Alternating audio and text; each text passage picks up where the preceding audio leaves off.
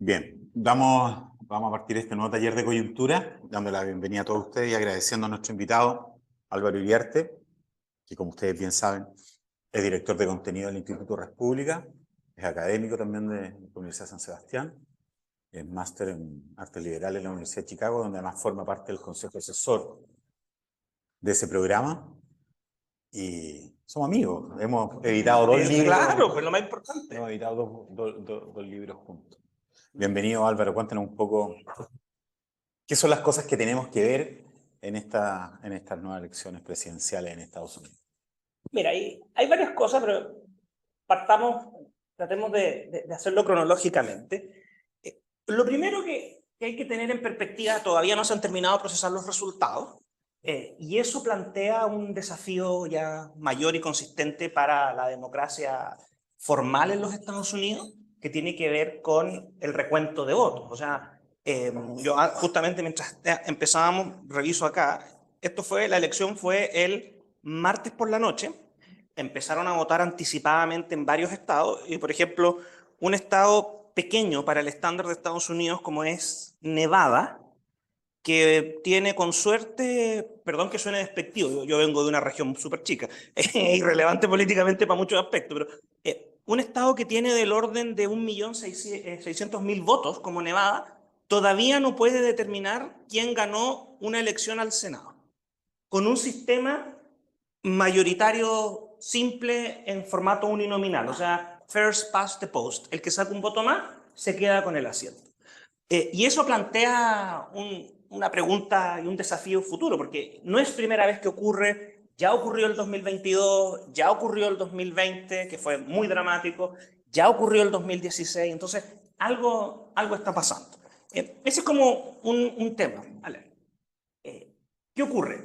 Esta explicación no es que Estados Unidos se esté desarmando ni nada, sino que simplemente a nosotros en Chile nos cuesta mucho entender esto porque tuvimos una elección que fue muy compleja en cuanto al recuento de votos y claro, salieron los votos a las 4 de la mañana, los resultados de los pobres concejales, que si tenían ustedes algún amigo compitiendo de concejal, el pobre estaba ya a esa altura desesperado, trataba de meterse. Además, el CERVEL por primera vez falló todas las plataformas móviles. O sea, si tú te metías desde la tablet o desde el teléfono, no se actualizaba, era un caos, tenías que tener computadora. Pero tuvimos los resultados en la noche y se acabó y sabemos quién fue el partido más votado y con suerte tenemos ahora el proceso que entiendo en Peñalolén, ¿no? El de la reapertura de mesa, que se repite la elección. Aquí en Estados Unidos no. Ahora, esto tiene que ver mucho con la complejidad del sistema electoral de los Estados Unidos, que es un sistema que no es único, sino que son 50 sistemas por los 50 estados. Ahora, si ustedes hicieran doble clic y fueran mucho más agudos, me dirían, ya, pero entonces no son solo 50 sistemas, hay probablemente 54, 55, que pasa en Puerto Rico, que para estos efectos no participa, pero igual tienen sistemas de votación. Quedémonos con lo de los 50. Y además un sistema que en el fondo no existe una institución como el CERVEL, eso no tiene asidero en la realidad de los Estados Unidos.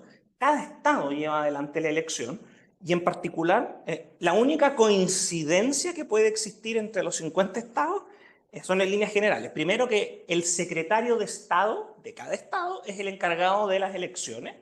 Segundo que todos contemplan algún sistema de voto anticipado y ese sistema de voto anticipado es muy elaborado, pero básicamente lo podríamos reducir pedagógicamente a dos modalidades. El voto por anticipado por correo postal y el voto por anticipado en persona. Y esto tiene una implicancia para esto que estoy conversando, porque estoy dando esta pequeña lata en el punto 1.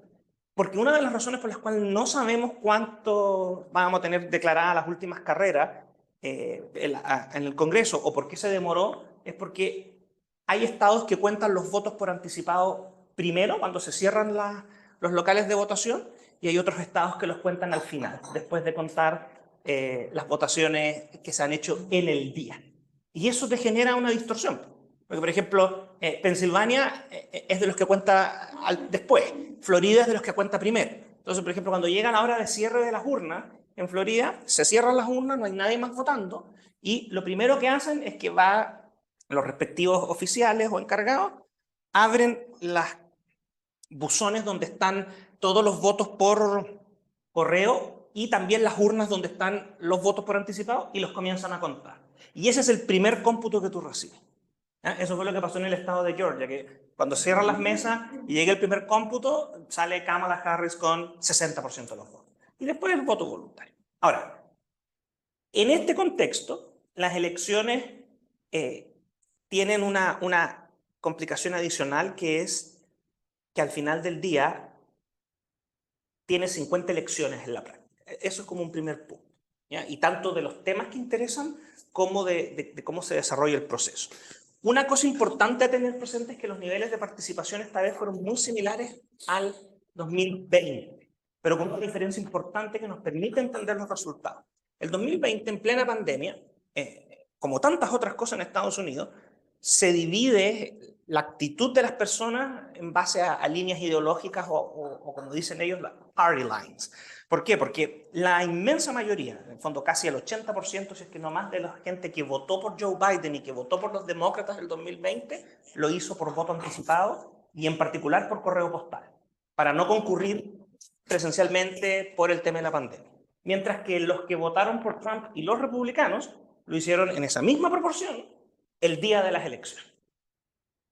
Y eso te explica por qué el 2020, cuando estaban haciendo el recuento de los votos en Pensilvania, Trump iba ganando, y cuando terminan de hacer el recuento de los votos que se emitieron en persona el día de la elección, después contaron los votos por correo postal y se dio vuelta a la elección, y ahí es cuando Trump sale con esta frase: aparecieron votos, me robaron la elección. No, no es verdad, no te robaron la elección.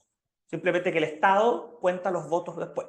Ahora, esto es una pregunta de criterio, cada uno puede tener libertad en esto, no es un tema dogmático, pero personalmente, si yo tuviera ese poder de decidir vamos a tener voto anticipado en Chile, yo contaría primero los votos por anticipado, por un tema de transparencia.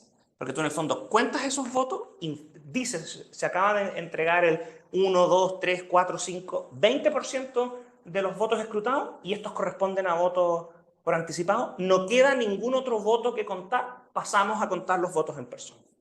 ¿Ok? Y ahí está un tema interesante a considerar. Pero hoy día, en esta elección, los republicanos lograron que Donald Trump jugara un personaje que no es él propiamente tal, que es una persona bastante más controlada y centrada. Y eso es lo que vimos en los dos debates. De hecho, ironías de la vida, después del debate con Kamala Harris, cuando le preguntan en las encuestas cómo lo hizo, los republicanos te decían, incluso senadores importantes, te decían al aire: sí, no estuvo tan bien. Claro, ellos querían que saliera este huracán que estuvo el 2020 y el 2016, pero pareciera ser que lo correcto fue lo que hizo la campaña de Trump, de tenerlo con un coaching intensivo, de restringirlo, encuadrarlo y no se salga del libreto. Y ese coaching ha durado, porque si ustedes se dan cuenta, con los números como estaban el día de la elección, Trump, o sea, la ironía más grande, el 2020 los números no eran tan buenos y salió a declararse ganador a las 1 de la mañana. Ahora, a la 1 de la mañana, en igualdad de condiciones, con incluso más votos escrutados, la condición era mucho mejor. Y esperó hasta las 2, 2 y media de la mañana, y el discurso lo hizo a las 4 de la mañana, hora de Chile, cuando ya había sido declarado por más de una cadena de televisión como el ganador. Y eso te demuestra que ahí hay un papel, y hay efectivamente, y hay es como, no sé si acá alguien tiene campo, le gustan los animales, yo no, pero es como, oye, las riendas de este caballo desbocado, ¿sabes? Como, primera cosa. Segundo elemento, eso es lo primero. Entonces, votaron anticipado, fueron a votar por correo, y eso te permitió ganar márgenes que los demócratas no tuvieron.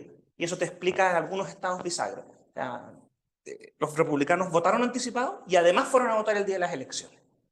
Entonces, eso cambió la forma en que influyó el voto por anticipado. Y eso se notó mucho en estados clave como Arizona, Georgia y Carolina del Norte, donde por padrón hay más republicanos inscritos. Esos republicanos se preocuparon de votar y de hacer ir a votar a los nuevos. O sea, ¿cómo fue la fórmula exitosa? Si todos nosotros somos republicanos, registrados como republicanos, el partido nos motivó y nos contactó para ir a votar por anticipado. Pero si todos nosotros estábamos haciendo campaña y cada uno de nosotros consiguió registrar a un nuevo votante, a un chiquillo de 18 años, a la señora que nunca votó en las elecciones anteriores, al que recibió la ciudadanía antes de esta elección, esas personas que no tienen necesariamente ese fuego y ese compromiso, fueron a votar el día de las elecciones. Y así jugó. Primera cosa. Segundo elemento. Cuando tú revisas los perfiles demográficos, las encuestas de boca de urna, que yo creo que esto es un tema que nuestra democracia chilena está absolutamente en pañales, y por Dios que sería importante para entender lo que está pasando. Más relevante que las encuestas mismas de por quién va a votar son las encuestas en Estados Unidos de por qué votó por Trump, por qué votó por Harris. Y eso requiere un trabajo de campo, una precisión y una identificación de perfiles que refleje la composición del Estado. Las encuestas de boca de urna, las exit polls, entregaron una información extraordinaria, que es que Trump avanzó o ganó votos en todos los perfiles demográficos por corte de ingreso, por corte etario, por lugar de residencia. Por eso que el resultado en el colegio electoral fue 312 y por eso que además terminó ganando el voto popular, que era algo que los demócratas, si ustedes se preguntan por qué la vicepresidenta Harris no salió a reconocer de inmediato la derrota el día martes, por último a las 4 de la mañana hora de Chile, y pasó para el día siguiente, no es porque, primero porque en lo que dicen los recuentos hoy día, que en el bloque, hablemos en hora de Chile para no perdernos, pero en el bloque de 1 a 3, Kamala Harris todavía esperaba y tenía la confianza que los grandes áreas metropolitanas dieran vuelta a la elección, como pasó en el 2020. Y eso no sucedió, y les voy a dar un ejemplo de por qué no sucedió. Por ejemplo, en el estado de Georgia, el área metropolitana es la ciudad de Atlanta. Los que han tenido la oportunidad de viajar a Estados Unidos, si entran por Atlanta, el aeropuerto es una cosa de loco, el aeropuerto más grande de Estados Unidos, con mayor tráfico aéreo. Atlanta Hartsfield, que se llama curiosamente como un senador. Siempre cuando llego a ese aeropuerto digo, ¿le pondrán algún aeropuerto en Chile, aeropuerto senador Jaime Guzmán o algo? Ninguna posibilidad. Allá se llama Atlanta Hartsfield, porque el senador consiguió las lucas para que construyeran el aeropuerto. El área metropolitana de Atlanta concentra una cantidad de población enorme y es una población mayoritariamente afroamericana.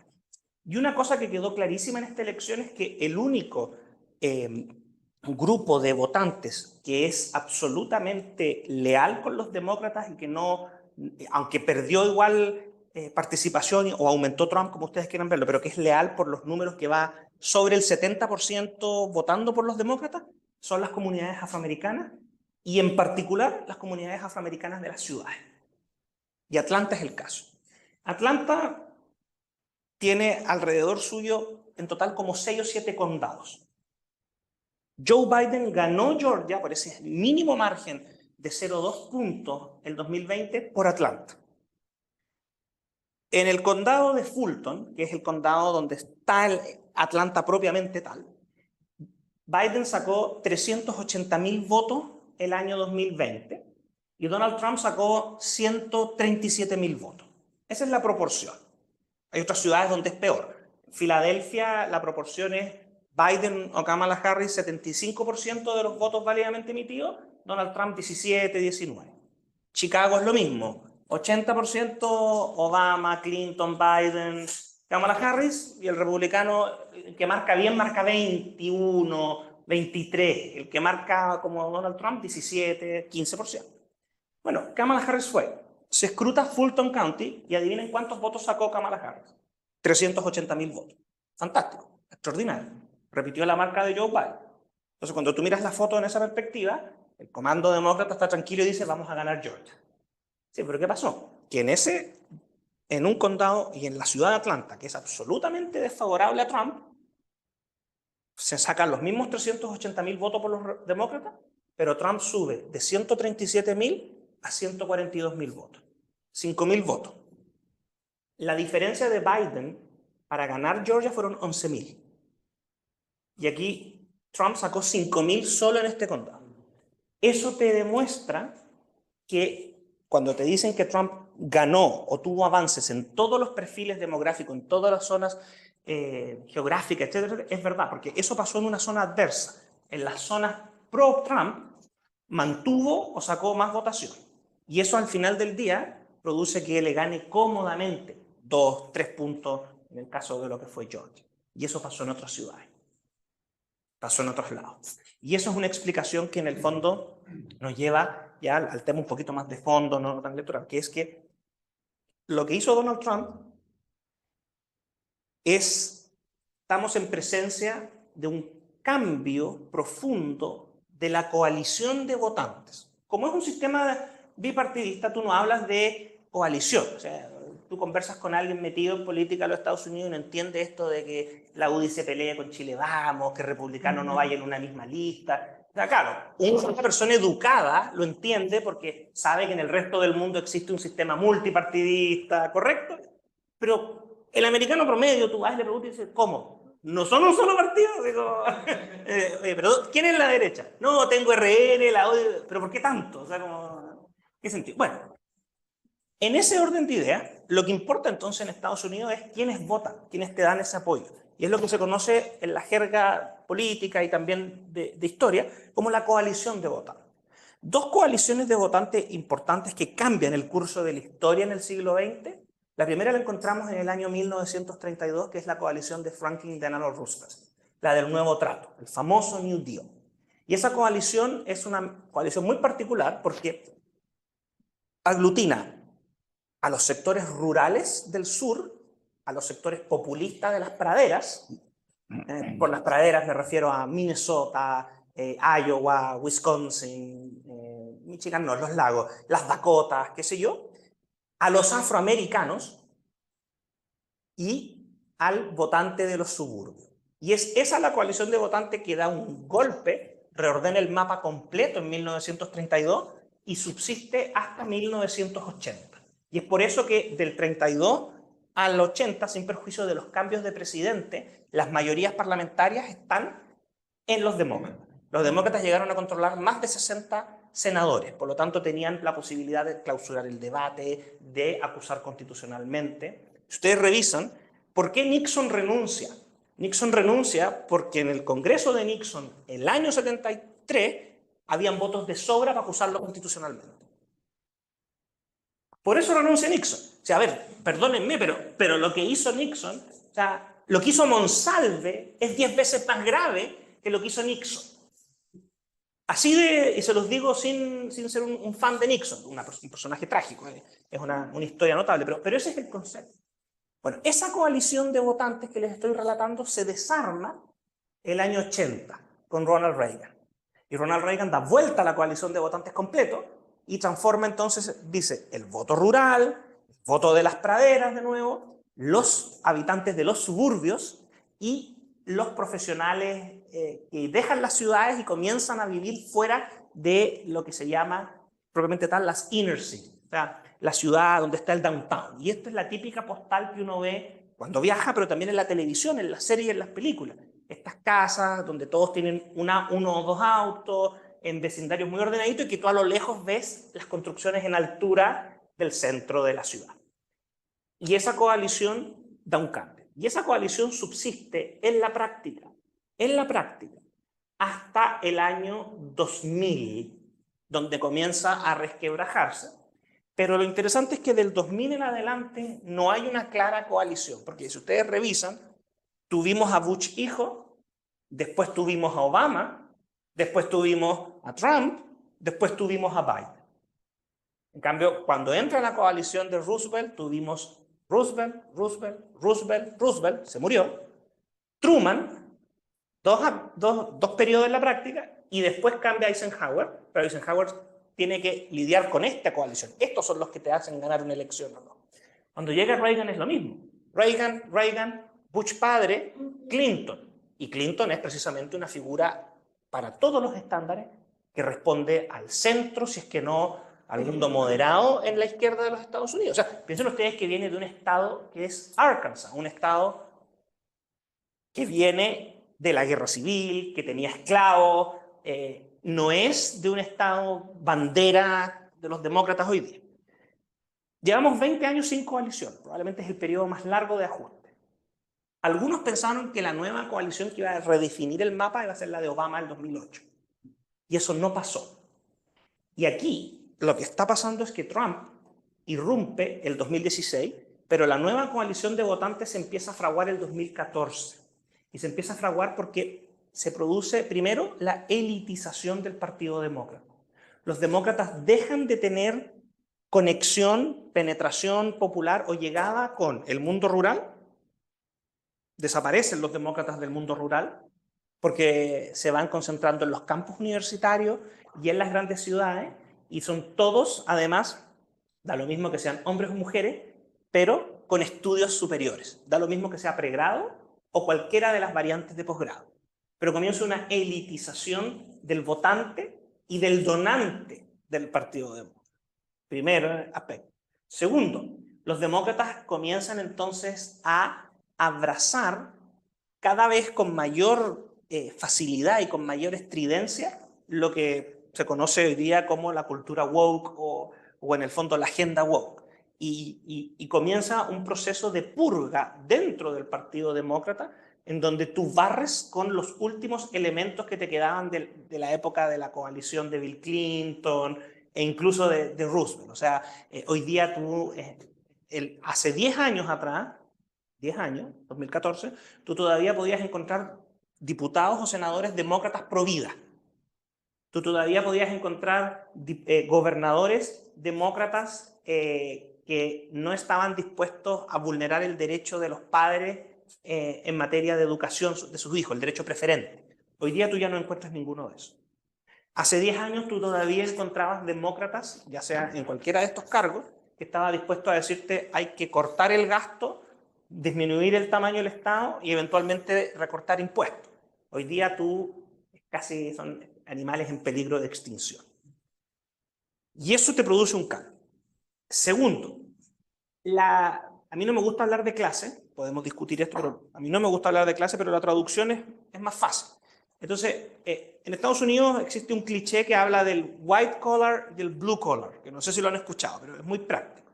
¿Quiénes son los white collar? Don Jorge Santos, porque anda con camisa blanca, y durante la época de Roosevelt en adelante, los ejecutivos, gerentes y jefes ocupaban camisas con cuello blanco, mientras que los obreros, dependientes, etcétera, ocupaban camisas con cuello azul. Estamos hablando cuando no existían estas camisas, sino que liso. Entonces, el blue collar, tradicionalmente, desde los años 30 en adelante, con el nuevo trato de Roosevelt, vota demócrata.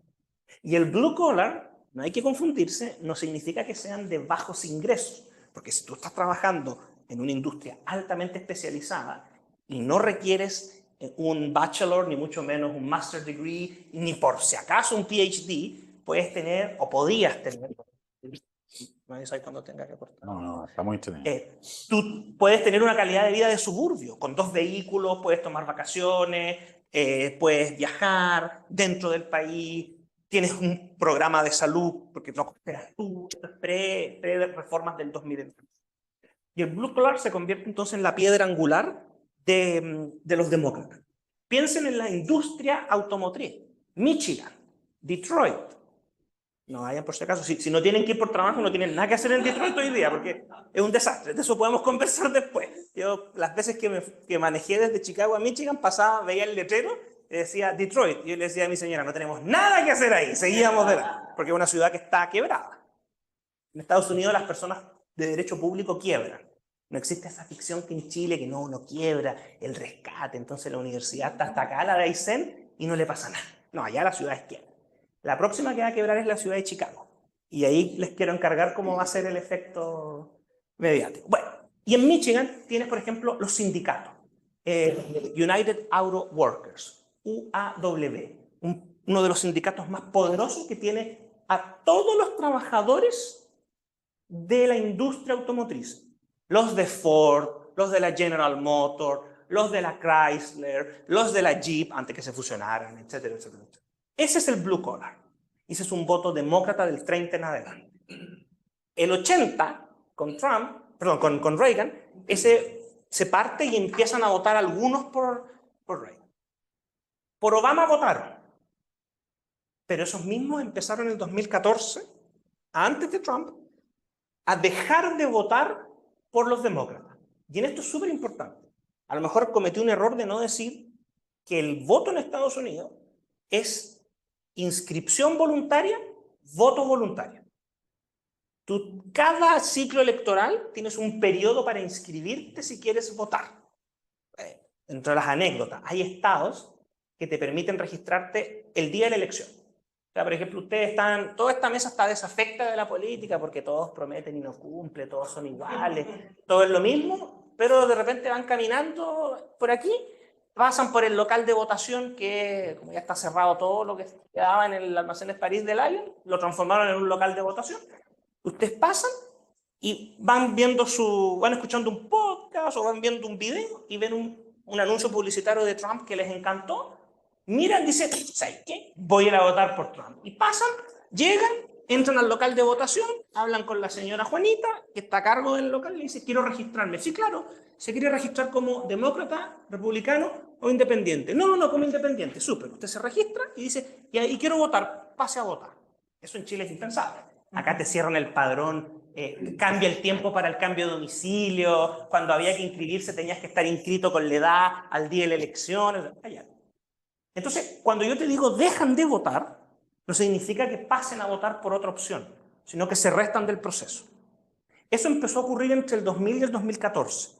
Y de hecho, el 2014, antes de Trump, los republicanos obtienen una victoria, pero es contundente, una paliza le dan a Obama y a los demócratas que se quedan con una mayoría cómoda en el Congreso, y los últimos 2 años de Obama no tiene la capacidad política de pasar ni una sola reforma relevante, y son 2 años en que el presupuesto de Obama, o sea, si el presidente Boric hubiera estado allá, habría renunciado, porque se está quejando porque le rechazaron la partida de defensa, y allá a Obama le dejaron sin presupuesto y tuvieron que cerrar las oficinas públicas por 2 semanas hasta lograr un acuerdo. Bueno, pero el 2016, cuando entra Trump, estos votantes empiezan, ya no solamente es que dejaron de participar, sino que ahora vuelven a participar y comienzan a votar por Trump. ¿Y por qué comienzan a votar por Trump? Porque Trump, no solamente porque es un outsider, porque Reagan era un outsider, para muchos efectos prácticos, Obama podría ser considerado un outsider en cierto sentido, la novedad, como ustedes quieran. Comienzan a votar porque Trump llega con un discurso que en el 2016 no estaba ni en el Partido Republicano ni en el Partido Demócrata, salvo excepciones y personajes considerados absolutamente de extremos, como por ejemplo el senador Bernie Sanders. ¿Y qué es en la práctica Trump? Trump es una mezcla muy rara para lo que nosotros estamos acostumbrados, porque sigue defendiendo la reducción del tamaño del Estado, bajos impuestos, la inversión, como ustedes quieran, como él dice en sus discursos del capitalismo.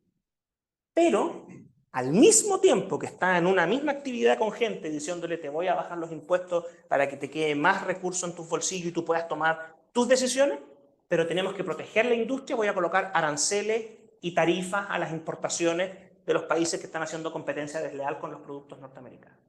Y la segunda cosa, tenemos que volver Hire American, Make America. O sea, contrata ciudadanos o contrata en Estados Unidos y manufactura en Estados Unidos.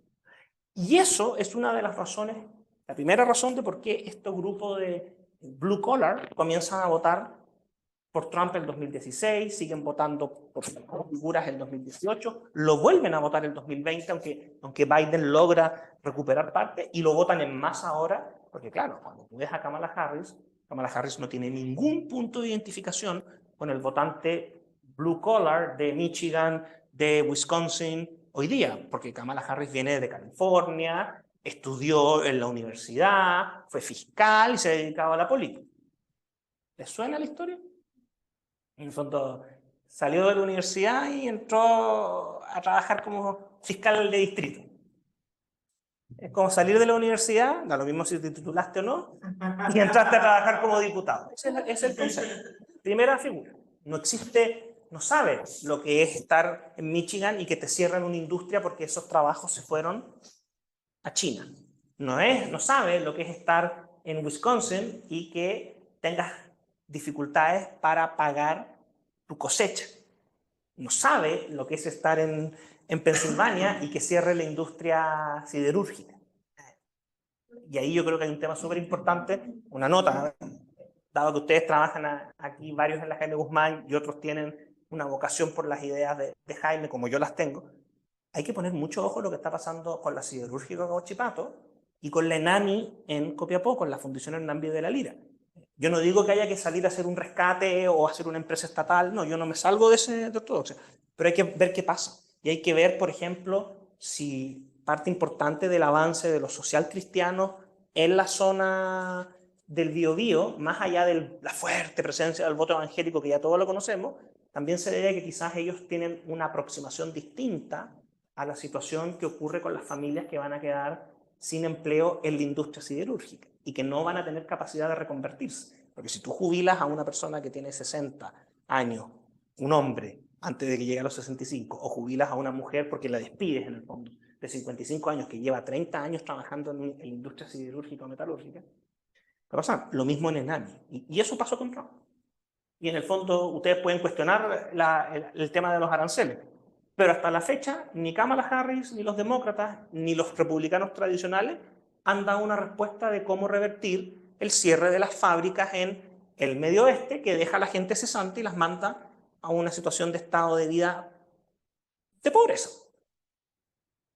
Segundo factor, la agenda woke. Los demócratas, como están tan elitizados y están tan metidos en la ciudad, claro, tú vas a cualquier ciudad de Estados Unidos y Dios me libre. O sea, yo vivía en un suburbio de Chicago y sí, es fantástico ir a pasear a Chicago, pero yo iba por el día, me sacaba las fotos, cuando me iba a ver algún chileno nos encontrábamos allá, pero era terrible, porque en el fondo marihuana, tú vas caminando por la calle, la gente fumando, se siente ese olor, nosotros le pusimos olor a barrio. Porque en el fondo tú ibas caminando por cualquier calle de un barrio bonito y de repente te llega una cachetada de marihuana. ¿Para qué vamos a hablar de los bloqueadores de pubertad? El Día del Orgullo, la imposición. Claro que usted me va a decir, ay Álvaro, pero qué extremo, qué locura lo que está hablando. No, pero es que a la gente lo que le molesta no es que tú pongas la bandera, bueno, hay gente que le molesta, pero no que tú pongas la bandera del movimiento el Día del Orgullo. A la gente le molesta es que en Estados Unidos, las municipalidades tienen facultades legislativas y además los estados tienen facultades legislativas. Y lo que a la gente le molesta es, por ejemplo, que se aprueben leyes o normas que permitan que el psicopedagogo del colegio o el orientador del colegio determine que tu hijo tiene que hacerse un tratamiento de bloqueador de pubertad o cambio de género, como dice la jerga, sin informarle a los padres. Eso es lo que a la gente le molesta. Es que eso es, esa reacción, eso es, esa reacción. Pero obvio, esto está arreglado. Nice people. ¿Eh? Eso es. Claro, eso es lo que le molesta a la gente. A la gente no le molesta, por supuesto, entiendan cuando yo digo esto porque las generalizaciones no son lo que corresponde, pero hay republicanos, a ver, perdón, o sea, si ustedes creen que no hay republicanos que estén a favor del aborto o que no hay republicanos que estén a favor del matrimonio entre personas del mismo sexo, están equivocados. ¿Los hay? ¿O no, ya, allá en Estados Unidos. No, los hay. No sé, no lo sé. Un saludo al que no está grabado, después lo van a subir. Es una broma. Entonces, eso molesta y eso genera una reacción. La cultura de la cancelación.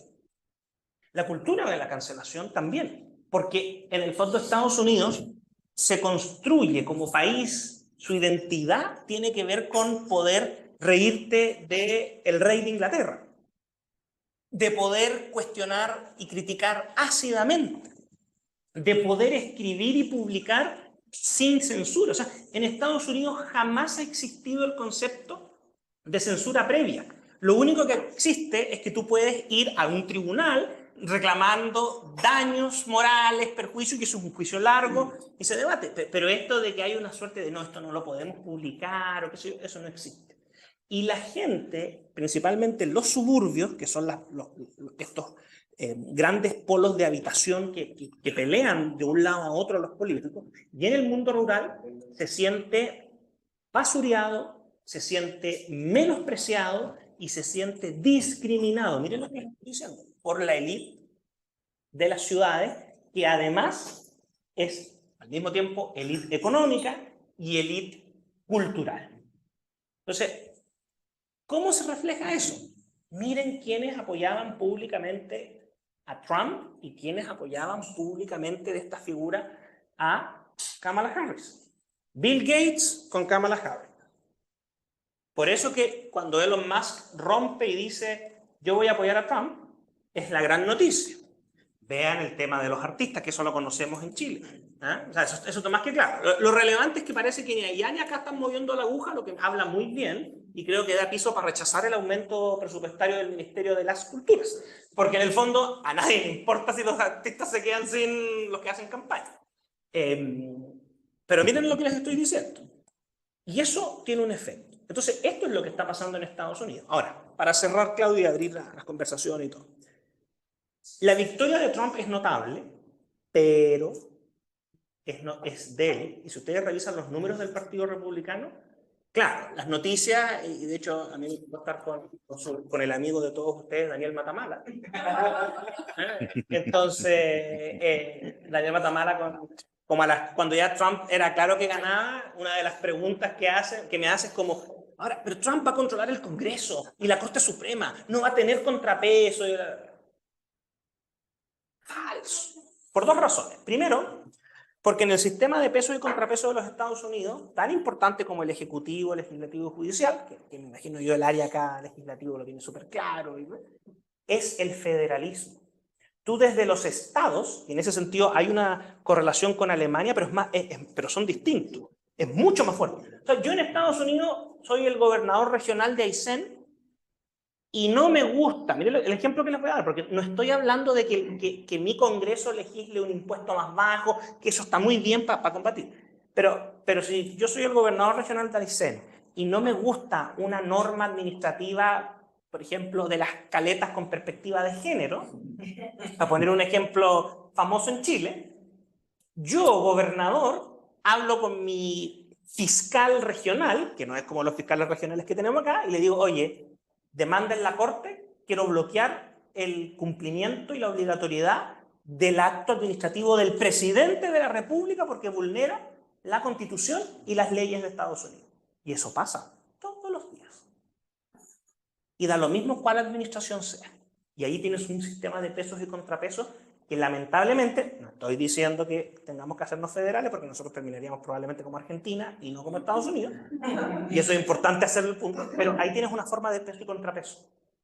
Y está pensado así y está diseñado así en la Constitución. No es que yo acabo de inventar esto para salvar a Trump. El sistema federal es el sistema de peso y contrapeso adicional a la separación de poderes del Estado. Y en segundo lugar, porque los márgenes de victoria en el Congreso no son espectaculares. Datos para terminar. En la Cámara de Diputados, todavía no se dice quién ganó y probablemente los republicanos mantengan una victoria de 220, 222 diputados. Eso es mínimo, porque la mayoría se consigue con 218. Y ya les pasó en la elección del 2022, sacaron eso y este año tuvieron todo un caos porque se pelearon entre ellos, presentaron la moción de censura en contra del speaker, que es mucho más relevante la figura, podemos conversarlo después, que el presidente de la Cámara de Diputados, que acá es una figura administrativa, el speaker es una figura política, y lo sacaron. Y lo sacaron. Y se demoraron un mes en encontrar quién podía hacer un caos. Cuando ganó Obama quedó con 240, 50 diputados. Cuando ganó Reagan, no lo logró, pero Bush el 2004 quedó con 230 y tanto, 240. Trump el 2016 quedó con 230 y tantos diputados, que es una mayoría amplia. Se te puede morir uno, se te puede enfermar uno, te pueden meter a la cárcel a otro y sigues teniendo mayoría. Aquí basta que se te mueran dos, se vuelva loco uno y se enoje uno y te quedaste sin mayoría. Y en el Senado, si bien es cierto lo recuperaron, la base de comparación era muy buena porque los republicanos tenían 49 senadores. El estado de Virginia Occidental es un estado súper republicano, se retiró el último senador demócrata. Listo, diste vuelta automáticamente sin elección ni siquiera, sino tuviste que esperar. Y ya quedaste 50 y 50. Y después ganaste dos estados más, que son cada vez más republicanos. Uno hace mucho tiempo, que es Montana, donde venciste a un senador moderado que no fue capaz, ya esta era la segunda vez que le tocaba competir el mismo año que Trump, y se fue para la casa. Y el otro fue Ohio, que ya no es un estado bisagra, donde también mandaste para la casa a un demócrata que venía. Lo preocupante es que habían 5 estados bisagra, Nevada, Arizona, Michigan, Wisconsin y Pensilvania, elegían senador. En todos estos eran senadores demócratas. Algunos iban a la reelección, otros se retiraron. El punto es que de esos 5 estados, los republicanos solo ganaron uno, y lo ganaron anoche, que fue Pensilvania. En el resto, Michigan y Wisconsin los mantuvieron los demócratas, y en Arizona y en Nevada están con ventaja los demócratas. Cuando Obama ganó el 2008, dio vuelta o ganó 8 senados, 8 asientos en el Senado. Trump está ganando 3. Cuando Reagan en el año 80 ganó su elección, arrastró a 11 senadores. Entonces, ojo con eso. Me cae. Bueno, muchas gracias. Abramos una ronda de... Feliz, ¿sabes qué? A mí me apasiona. Yo vivo de esto ahora, así que su like es mi sueldo. Oye, yo tengo 2 preguntas cortitas. Una, ¿en virtud de qué tú crees que entonces se ha generado este ambiente mediático de que ha arrasado Trump, básicamente por los temores que acarrea, digamos, una cuestión así? Bueno, la figura y eso es lo primero. Y lo segundo es, respecto del discurso. A mí me parece que suena atractivo mirar, no sé si la estrategia, pero el modo en que se construye un discurso que enfrenta y que gana a lo woke, ¿cierto? Eso para nosotros, digamos, yo creo que resulta atractivo de mirar, ¿no? Porque se confronta un relato. Aquí hay 2 relatos más allá de los resultados y la parte electoral y todo eso que es lo que ha primado, pero hay 2 relatos que se enfrentan, ¿no? 2 proyectos políticos y uno fracasa. Yo no sé si tú le has podido dar una vuelta a saber cómo leer un poco porque lo enfrenta y eso es notable, digamos, con personalidad, una cuestión que acá hace un grupo que es un grupo que se mueve reducido dentro sin filtro, te fijas, claro, y allá no, pues logra una mayoría. La primera respuesta es rápida y para que podamos conversar más, pero sí, es que el triunfo de Trump en cuanto al candidato presidencial Donald J. Trump es arrollador. Gana el voto popular que los republicanos no ganaban desde el 2004, da vuelta el colegio electoral, saca más electores y más votos que en su mejor momento, 2016 o 2020, dependiendo qué métrica ustedes vean. Por lo tanto, es arrollador. Ganó el voto latino en hombres. Creció en el voto entre 18 y 29 años 8 puntos. Avanzó en el voto asiático, que es un grupo que representa más o menos el 5%, pero tanto en latinos, o más bien dicho hispanos, como en asiáticos, los demócratas hasta ahora mantenían una proporción de voto de 2-1, 65-35. Y acá se rompe. Queda, ponte tú, 50 y algo, 39. En el caso de los latinos o hispanos es extraordinario porque saca sobre el 40% y en los hombres saca el 52%. Ese es el tema. Entonces, sí es arrollador. Lo que ocurre es que la prensa, y en esto sin ser del grupo Canon o Quanon y de las teorías conspirativas, la prensa mainstream, la prensa de los medios dominantes, incluido el Mercurio en Chile, detesta a la figura de Trump, entre otras cosas por las formas. Y cada vez que hace algo bueno, no se le reconoce. Y eso es una realidad. O sea, nadie le reconoce que bajo los 4 años de Trump no se desplegaron tropas en nuevos conflictos armados, y eso es una realidad. No se le reconoce que los impuestos, la reforma de impuestos que hizo permitió el boom económico de Estados Unidos hasta la pandemia. Eso tampoco se le reconoce. Y otras cosas más, ¿ya? Ahora, respecto al discurso, sí. Lo que ocurre es que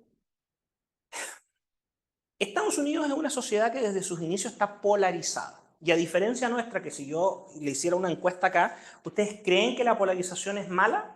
Yo te aseguro que en Chile sobre el 75% de la gente te va a responder que sí, que la polarización es terrible y que en el fondo tenemos que bajar los niveles de polarización.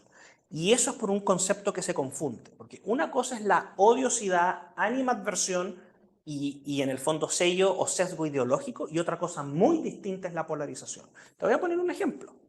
Cuando llegue la reforma que se está discutiendo en el Senado de pensiones, no va a ser una reforma polarizante por el solo hecho, olvídate de todos los aspectos técnicos, que yo no estudié políticas públicas y no lo voy a hacer.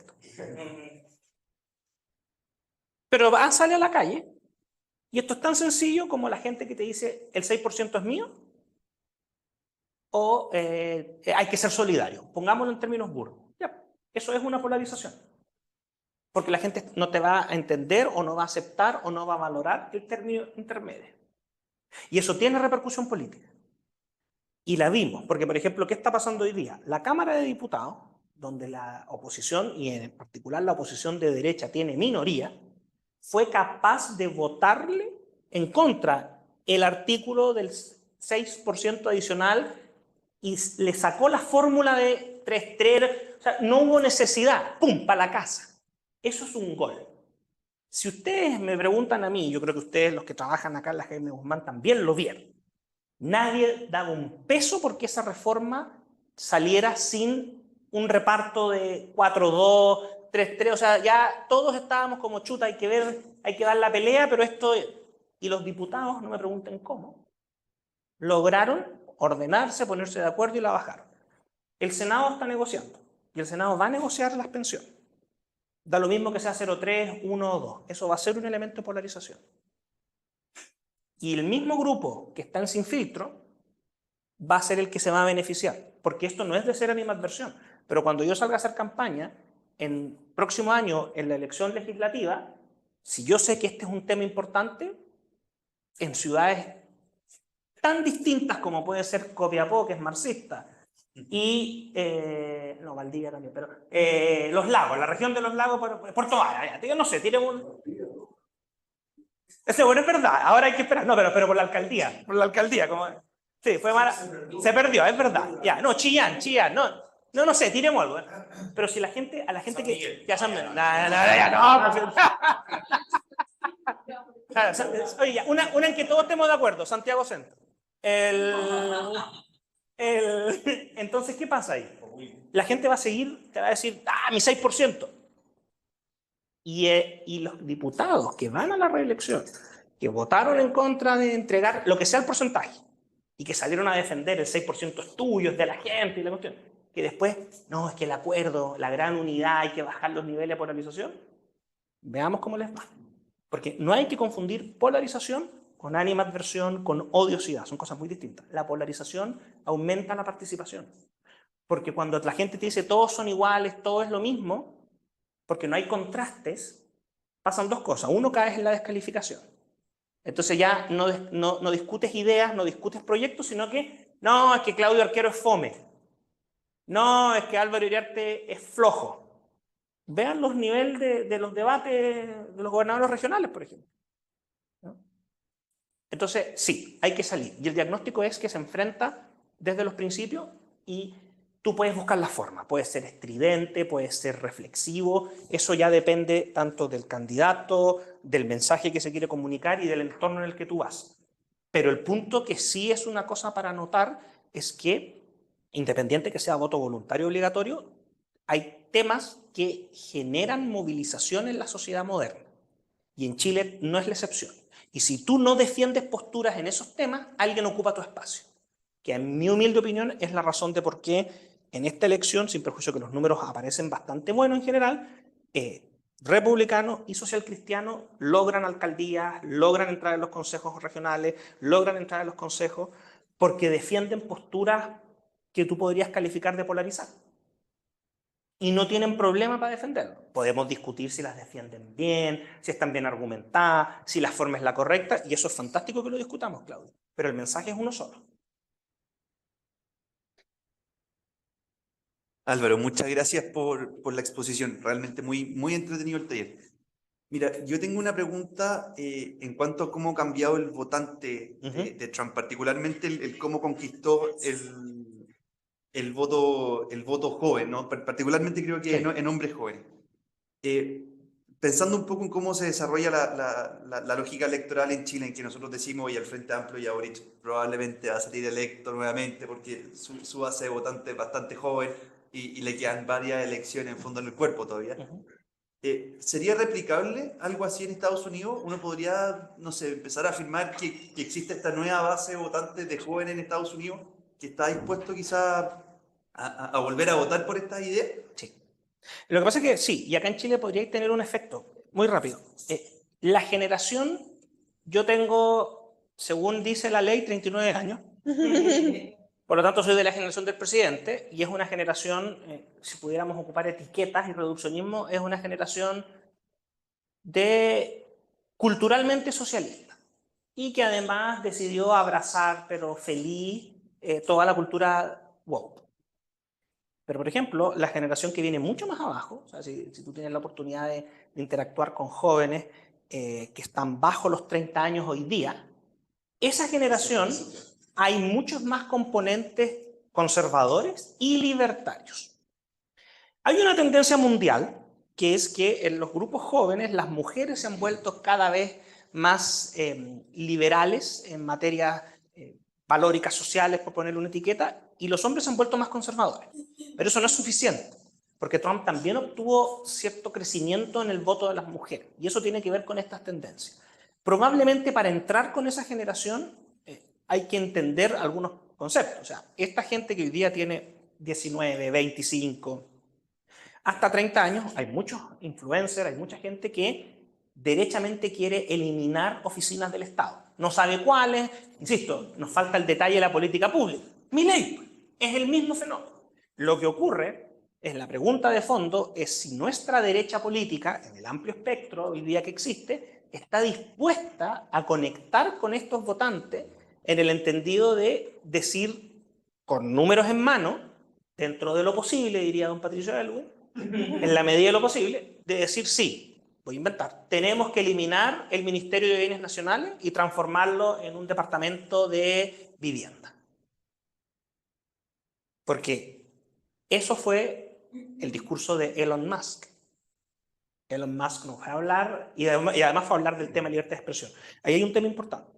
Y esa generación puede netear el efecto de la generación mía, que es esta generación del presidente Boric, más los otros grupos tradicionales que votan por ti en la derecha, que fue la fórmula que ya ocupó Milei, y que en el caso de Milei, aunque el contexto sea muy distinto, sí compartimos algo, que el voto es obligatorio y que hay multipartidismo. Y para efectos de tiempo, ¿quiénes tienen preguntas? ¿Qué más?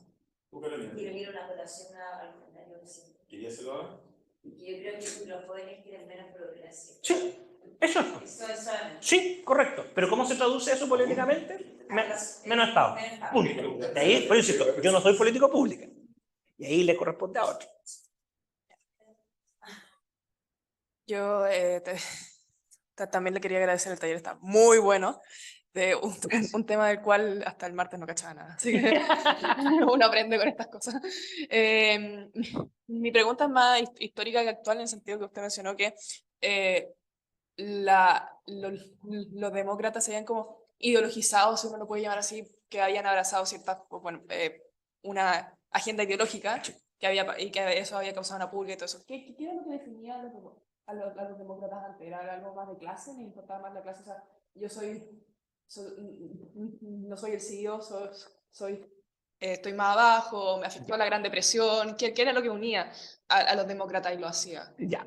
Desde la fundación de Estados Unidos, de hecho el Partido Demócrata es el partido más viejo, nace en 1828 con el presidente Andrew Jackson.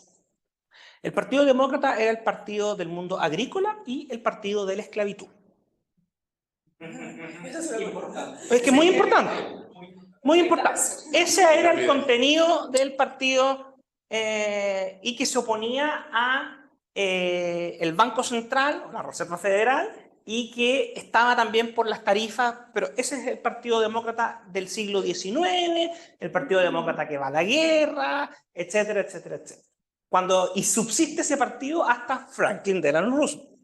Cuando llega Roosevelt, Roosevelt lo transforma en el partido de las clases obreras y medias afectadas, como tú bien dijiste, por la Gran Depresión y en el fondo por este concepto en un trasfondo que es ideológico pero no es woke, que es el progreso indefinido, y ese progreso indefinido no solamente está a cargo de los privados, sino que el Estado tiene un rol importante. Y eso es producto de lo que en Estados Unidos surge en 1900, precisamente en la Universidad de Madison, Wisconsin y en el Medio Oeste, que se conoce como el progresismo. Pero no es el progresismo como lo ocupa acá Marco Enrique Jominami o en los discursos de la presidenta Bachelet, sino que es el progresismo de entender que todos los problemas de políticas públicas se pueden solucionar con análisis científico y que para eso se requieren matemáticos, sociólogos, ingenieros, médicos que tienen que entrar a dar soluciones técnicas que los políticos implementan. Y esa es la coalición que subsiste. Luego, posterior a Obama, eso se empieza ya absolutamente a resquebrajar y genera entonces el surgimiento de un partido demócrata que se vuelve identitario. Las minorías raciales, étnicas, sexuales, etcétera, etcétera, etcétera. La cultura de la cancelación para proteger a estas minorías, ese es el discurso. Y en tercer lugar, se vuelve un partido de grupos educados. Y eso es lo que hace el cambio. Muchas gracias por la exposición. Era más o menos similar, pero ahora en el Partido Republicano. Después de Trump, ¿qué crees que va a pasar con el Partido Republicano? Si se desaparece Trump mañana, ¿van a creer en el trumpismo? ¿O van a buscar un nuevo líder? Como que sale un poco de caudillismo, pero... Sí. Mira, yo personalmente le he dado harta vuelta, personalmente, y lo he conversado con amigos en Estados Unidos. Para mí, la gran pregunta es esta, porque yo creo hoy día, por lo que he visto, es que no existe el trumpismo o no existe el MAGA sin Donald Trump presente y en la papeleta. Te hago los dos puntos. Un dato es importante. La elección del vicepresidente, J.D. Vance, no solamente es una elección libre, porque Trump controla hoy día el Partido Republicano. El 2016, cuando elige a Mike Pence, no lo controla y es una negociación entre el candidato que gana las primarias y el partido que le coloca a un conservador que se llama un tradicional, que sería un LibCon, un Reaganauta o Reaganita, como ustedes quieran ponerlo, de tomo y lomo, que es Mike Pence. Pero la elección de J.D. Vance es de Donald Trump por ese control. Y J.D. Vance, probablemente, ustedes saben, como yo dijo John Adams, ser vicepresidente es el cargo más patético y detestable que puede existir. Porque estás a la sombra, no tienes nada en la práctica, salvo que tengas empate. Pero en este Congreso cada vez es más difícil el empate. Pero J.D. Vance es una persona que tiene un nivel intelectual profundo. No es un personaje de reality como Donald Trump. Es una persona que estudió ciencia política y que estudió derecho. Es una persona que combatió en guerra. Estuvo desplegado por los Marines en Irak. Estudió ciencia política en la Universidad Estatal de Ohio y luego estudió un Juris Doctor un JD, igual que su nombre, en la Universidad de Yale. Y fue el editor del Yale Law Review. Este es una persona que tiene tonelaje intelectual. Y probablemente lo que tenga en mente Donald Trump es que J.D. Vance no necesariamente sea el continuador como candidato, pero que tenga la capacidad de generar un corpus de ideas que haga que el trumpismo se convierta en la vertiente dominante, mayoritaria o única al interior del Partido Republicano. Pero eso está por ver. Muchas gracias, Álvaro. Muy interesante y entretenido, además. Oye, respecto al dominio del trumpismo del Congreso, entiendo que también hay algunos senadores republicanos que se manifestaron en contra de Trump. O sea que eso también sería un factor, ¿no es cierto?, de moderación, de equilibrio, de control. A ver, el Congreso, la bancada republicana de los 52 es bien particular. Antes de los 52, hoy día, de los 49, hay 18 senadores que son trumpistas porque ingresaron del 2018 en adelante y que son, por ejemplo, los mismos 18 que votaron en contra del paquete de ayuda para Ucrania. pero no porque no quieran ayudar a Ucrania, sino que su argumento fue ¿por qué estamos destinando dinero a Ucrania cuando tenemos una crisis migratoria por donde están entrando terroristas, delincuentes, Tren de Aragua, Las Maras, Salvatrucha, etcétera, etcétera, etcétera? En ese grupo está J.D. Vance. En ese grupo está el senador Hawley de Missouri, que es famoso. En ese grupo está un sinnúmero de senadores que son más allá de la edad, son que entraron del 2018 en adelante. Pero todavía subsisten algunas figuras interesantes en el Partido Republicano. Yo mencionaría dos, y además las dos son mujeres. Una es la senadora Susan Collins, del pequeño estado de Maine, aunque todos los estados en Estados Unidos, aunque sean pequeños, la gente dice the great state of, y usted le coloca el apellido, pero el estado de Maine. Susan Collins es una mujer que ni siquiera calza con el perfil de los conservadores de Reagan. Sin embargo, Susan Collins ha sobrevivido todos los ciclos electorales hasta la fecha. Con Trump arriba de la papeleta y en buena relación con Trump, sin Trump en la papeleta y peleando con Trump. Y con mala razón. Va a la reelección en 2 años más. No sabemos si va o no va, pero está ahí. Es un factor interesante porque ese es un voto que podría bloquear algún tema.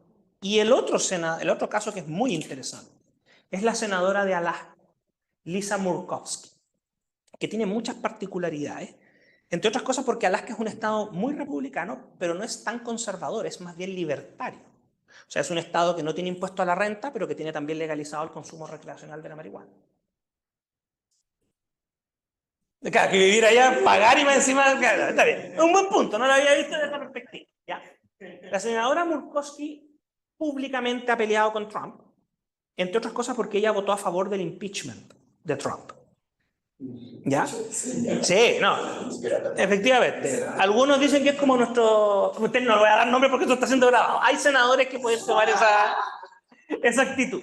Pero Lisa Murkowski es un monstruo político y electoral en Alaska. Déjame decir, Alaska. Sí, Alaska no pesa. Están equivocados, porque como en Estados Unidos cada estado elige el mismo número de senadores, por Dios que pesa. O sea, yo que soy de Copiapó me encantaría que eligiéramos el mismo número de senadores. Y Lisa Murkowski viene de una dinastía política, pero además tiene a su haber 2 hitos importantes que son muy, muy potentes y que hacen que sea un adversario, no sé si de temer, porque Donald Trump es muy particular, pero a tener en vista. Primero, Lisa Murkowski, por sus posturas en algunas cosas moderadas o derechamente libertaria y no conservadora, en la jerga de los Estados Unidos, Lisa Murkowski perdió la primaria del 2012, creo que fue. Y le ganó otro candidato republicano y toda la gente dijo, está listo, este es el candidato que va a ganar la elección. Y en Estados Unidos, por tradición constitucional y por interpretación de la Corte, siempre existe el derecho a el write-in.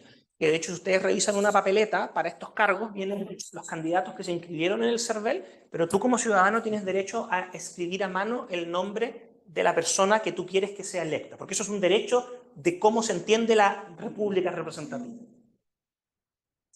Y si ustedes me preguntan a mí, Murkowski es un apellido difícil de escribir. Por lo menos para mí, que no tengo mucha fluidez en el polaco, Murkowski, KWSKI, bueno, ella compitió, montó su campaña senatorial como write-in en Alaska y ganó con el 35-36% de los votos. Esa es Lisa Murkowski. Esa es Lisa Murkowski. O sea, yo pienso que acá en Chile tendríamos problemas para escribir días, es con S, es con Z, y allá ganó Murkowski, porque eso te da cuenta lo que es Lisa Murkowski. Y Lisa Murkowski puede jugar un rol dentro del Senado. Lo que ocurre es que cuando están empatados, 50 y 50, se vuelve mucho más potente. Pero ahora que son 53, tú podrías perfectamente estimar que los 3 senadores que ingresan van a ser bastante leales a Donald Trump. Jim Justice de Virginia Occidental, porque Virginia Occidental es un estado que está absolutamente republicanizado, pero además trumpizado, porque ponte tú, Trump sacó el 70% de los votos en el estado.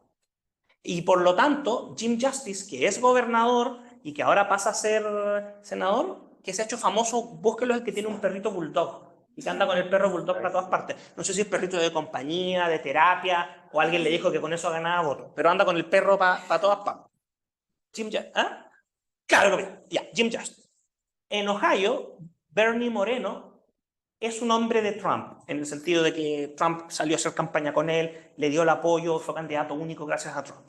Y en Pensilvania, McCormick también, dado el margen con el que ganó, que sacó menos votos que Trump en Pensilvania, va a estar, aunque tenga 6 años, tiene que alinearse. Entonces, que Susan Collins y que Lisa Murkowski eventualmente no apoyen alguna iniciativa de Trump, igual los deja con 51 votos.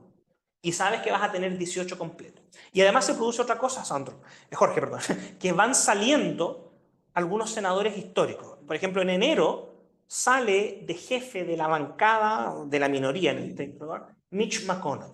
Mitch McConnell es un hombre de la revolución de Reagan que está desde el 80 y algo representando a Kentucky en el Senado.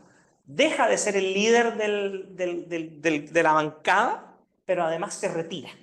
Y por lo tanto ahí es altamente probable que en Kentucky, cuando se haga la elección especial, quede alguien más cercano a la visión de Trump que a la visión de McConnell. Y ahí vas a aumentar formalmente esa solidaridad.